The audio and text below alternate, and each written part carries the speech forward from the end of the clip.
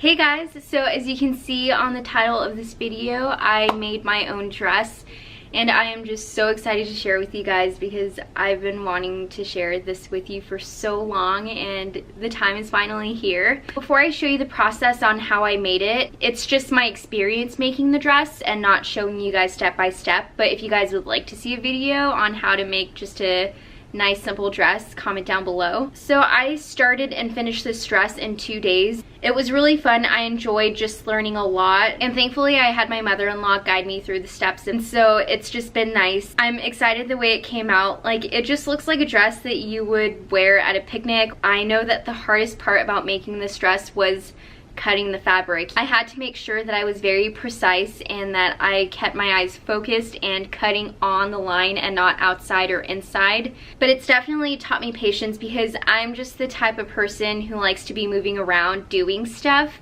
My experience was so much fun and I just feel so accomplished that I made my own dress, and it's just crazy because it's my first time making something and actually using my sewing machine that I got for Christmas. So it's just been a really cool experience and I'm so excited to share that with you guys. And also I thought it would be really cool to come up with a name for my dress, but I just was coming up with the cheesiest names, and that's when I asked Aaron, hey, what should I name the dress? What do you think it should be called? And he said, what about Wildflower? And I was like, that is a genius name. That is the coolest name ever. So without keeping you guys waiting even more, because I can just talk a whole lot more about this dress, I'm gonna go ahead and show you guys the video.